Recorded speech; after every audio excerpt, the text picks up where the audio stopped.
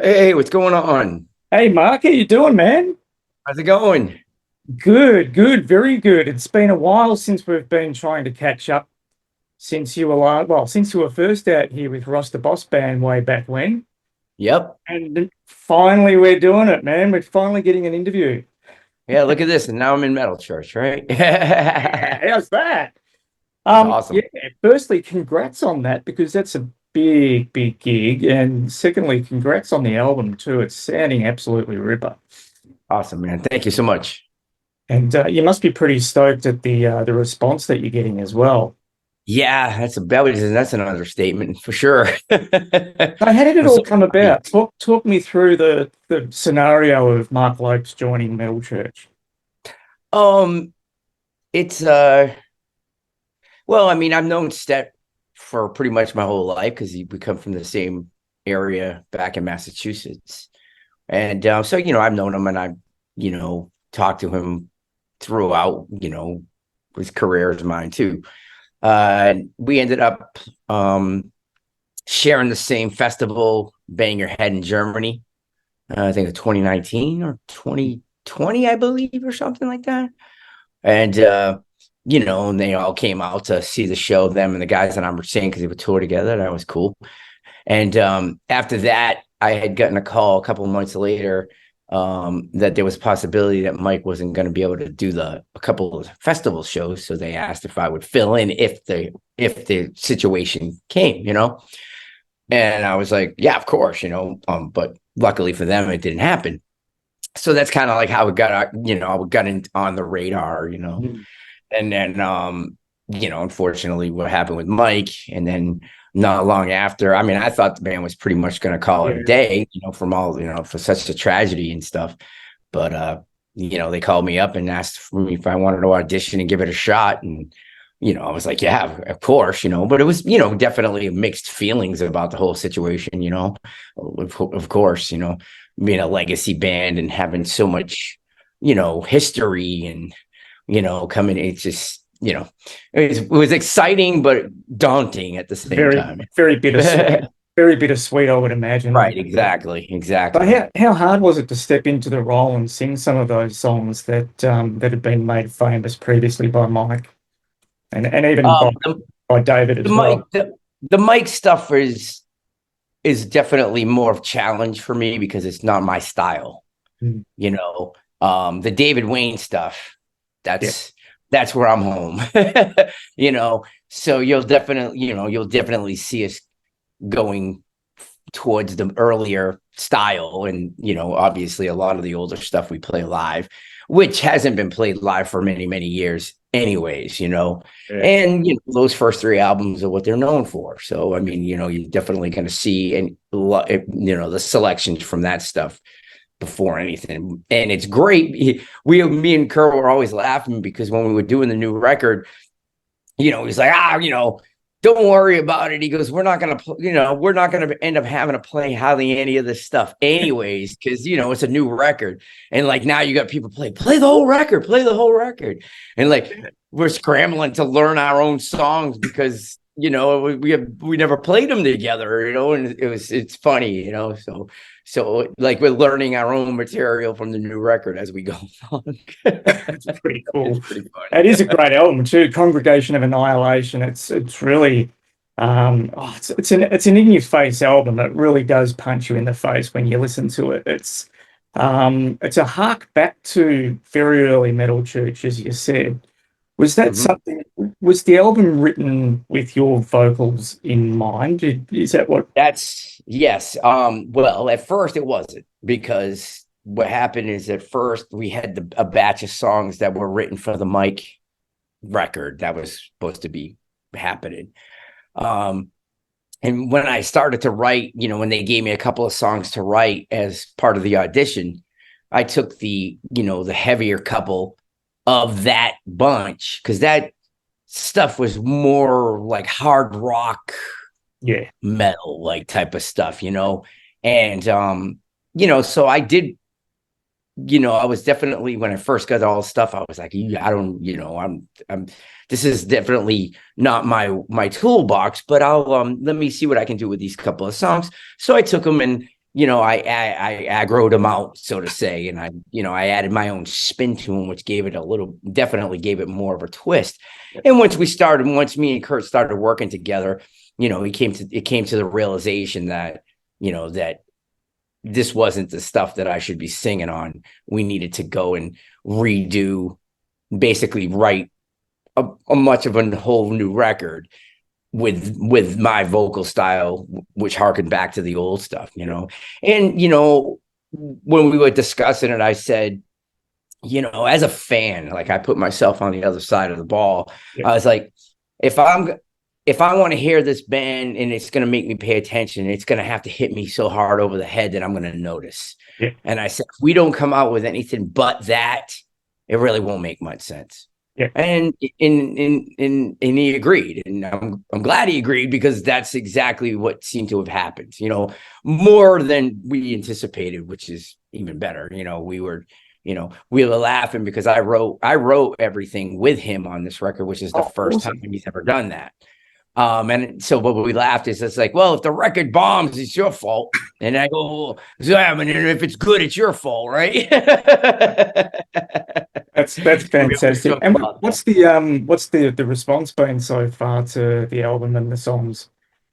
Oh God, it's amazing. I mean, the album charted in like 6-7 different countries, and over here, especially in the States, it made it the top 20, which is the highest a Metal Church album's ever done, which is totally wild. You know what I mean? I remember the day we got that news, we were like, what? We're like, that's weird, and amazing, and just people that really, they've been so welcoming, and it's been a very amazing experience so far. That's brilliant. Sure. You must be absolutely chuffed about it, especially being a fan and going back that long with the band and stuff like that. And yes, I guess there really is a resurgence of that style of metal, kind of going back to sort of the mid-80s, sort of Bay Area kind of thrash, and with bands like Death Angel and everything's sort of really gone back to that sound now, that's just great from a fan's perspective to hear it, to see it live. So I'm really looking forward to seeing you guys coming out in a few weeks' time again. It's going to be brilliant, and I think the shows are selling really, really well, and the meet and greets are sold really, really well, and it's going to be a ripping tour to finish off the year for you. Oh, we have one hell of a set for you. We added a couple of things just for this part of the tour, so we're pretty psyched. Yeah, it's brilliant. It's gonna be pretty ripping. Fantastic. Where does that leave you then now with Ross the Boss Band? Well, we're coming to Australia in March. Yeah, with Anvil. Anvil and the Rods. Yeah. We don't have anything new. We did record one new song over the fall. It's sitting there somewhere. It's actually probably one of the best things we've ever done, and it's with the new lineup, and it's really good. It'll come out eventually, but that's kind of like a work in progress. Ross, I talked to Ross the other day, and he's like, he's working on riffs and stuff, so we'll get that, and I'm always busy with stuff anyway, so whenever I'm called to do whatever I do, I will do. And I mean, I want to do everything, which is the ultimate thing to do, but unfortunately, there's definitely going to come a time where there's going to be some, everybody kind of goes for the same market of things, so it's a scheduling thing, everybody's really cool to work it together, Is there going to be more touring with Metal Church next year as well? Oh God, tons. Oh, good. It'll be from March. As soon as I get off the Ross thing in March, it'll be from March all the way to October, November of next year. We'll be touring all year. And then the plan is right now to go and do the next record at the end of the year. It's something that we've already been talking about. I got a list this long of titles and concepts and stuff. We're already ahead of the curve. We might do where me and Kurt have been toying with some fun stuff to hopefully put together for spring tour, to kind of push that along if time permits. It'll be really cool. I'm hoping it happens because it's going to be fun. It's definitely a cool thing that we A few came up surprises sitting up on the bus around, huh? Yeah, a few surprises to be kept up. Yeah, like definitely something we're gonna throw a loop at you on would be, but a lot of fun, That's brilliant. Yeah. Do you reckon you could have picked two harder bands for a vocalist to be singing into? It's funny you said that because every time we get off stage, I look at Kurt. I'm like, oh, why couldn't I pick two easy gigs to do? I have to do. I go, not just Eric Adams, not just David Wayne and Mike Howe. I'm like, what else are you gonna throw at me? It's pretty good. I mean, when if Bruce leaves Iron Maiden again, mate, you'd be putting your hand up for that gig as well. Yeah. I was always like, I'm like, I go, you just keep them coming. Because I'm a masochist. You gotta be some kind of crazy to do this. So I'm that guy, I guess. Me. How do you keep your vocals in shape then? Because you've obviously got pretty full on schedule coming up with touring and the like. So how are you looking after your voice? I work out all the time. I eat. I eat good. I rest as much as I can, and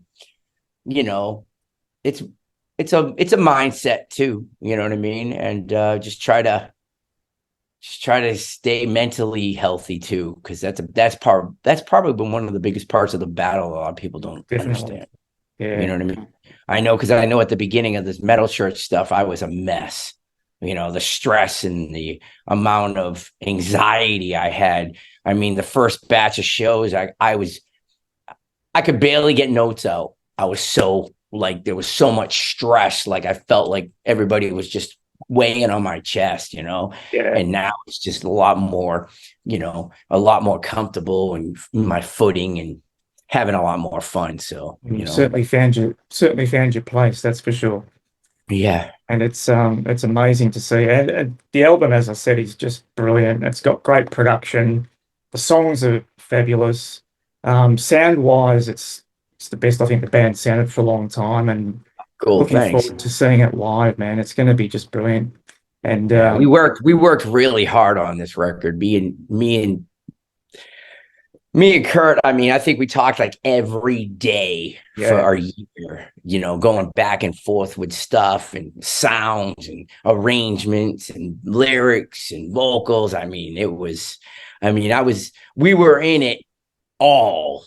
On all aspects. Do you have any particular instructions around what you needed to do vocally or lyrically? Was there any sort of that was the thing. That was the thing that was a blessing, was that even when I was doing the audition aspect of it, everyone's like, be yourself. Yep.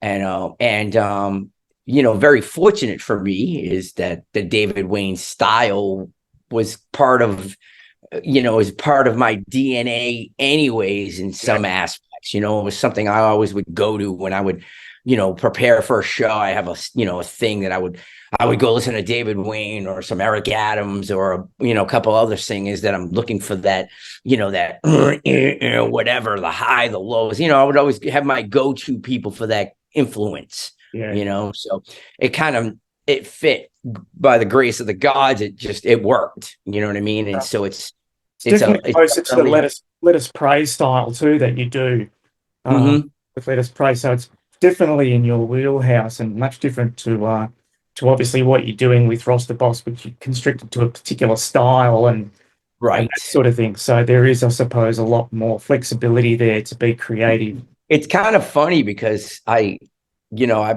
started working with a vocal coach again about 6 months ago, and it's interesting that now, after all this time, when I go and do the raw stuff, I do it better because of the metal church thing. It actually works in the Rasta Boss stuff, but I never realized it. Yeah. It's so wild. Like the last couple of festival shows that we did over the summer with Rasta Boss were probably the best things we've ever done. And I had so much fun because I was like, oh, I'm like, why didn't I think of doing this 4 years ago? You know, it was just so weird. You know, it's interesting how things come around. You know, so I'm having a lot of fun with it now. It feels a lot more comfortable, and it's you know, more about going out and just getting this, you know, delivering the songs on the emotional level and the vibe level now than worrying about technique so much, you know. Yeah, I guess the consistency too and repetition of touring sort of gives you that additional grounding and strength. Yeah, And if I could stay on it, I would stay on the road as much as possible.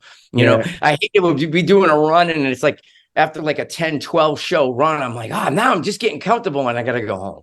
But you're a bit of a homebody though, too, aren't you? Well, when I'm home, I'm home. You know, when I'm home, and I don't really do that much. You know, when you deal with going out and being around a lot of people all the time, especially with the metal church, because we do the meet and greets after every show. So, you know, every day it's constant. I love it. Don't get me wrong, but you know, when you're home, it's a whole different. It's the only way I can get anything done. You know what I mean? I got my own band and I got my own businesses and stuff that I do. So I have to have that. And plus I work out every day, which is like absolute part of my life. You know what I mean? Where do you find the time? Do you sort of maintain a pretty strict routine and schedule to make sure that you've got everything down pat? So you've got a sort of a daily ritual on the road? Or even at home, just to make sure that you're able to get everything done that you need to from your own business. I mean, I pretty much, yeah. It's interesting. I used to, I'm finding that, I love it when I'm on the road more. I find I don't have to sing as much when I'm home. Yeah. So that I can focus on the other things that I do. You know, obviously I rehearse, but I'm not as obsessed about it because, you know, I feel like the rehearsing and the playing on stage that I get is far more productive than trying just singing in my room to my wall. You know what I mean? You know, so it makes a difference. You know, obviously if we're learning new tunes or something like that, I go over them. But it's funny, the details get worked out when we play. Yeah, you know, because it's a different story. I could sing till my tongue falls out at home, but as soon as you hit the stage, it's a whole different beast. Yeah, totally different. You know? So. Well, man, thanks for talking to me. I'm so glad we were able to catch up finally. Yes. Spoken about it for so long, but so 14th of December, you're starting off at the Croxton in Melbourne, and it's going to be a ripping gig. I'm going to be there. Hopefully, I'll be in the pit with my camera. So I'll get some more awesome shots, hopefully. Yeah. Then you're heading to Brisbane, Sydney, and Adelaide to round off. And I think ticket sales are going awesome. They're still available through hardlinemedia.net. And, mate, can't wait to see it. It's going to be brilliant. Yeah, I heard they were pretty close to sold out. It'd be great if they sell them all out, man. That'd be pretty wild. So yeah, it's going to be out great. There, do it. Get in there, boys and girls. It's going to be a ripping show. So looking forward to it. And yeah, we'll see you down under in a few weeks again. All right, man. Look forward to seeing you.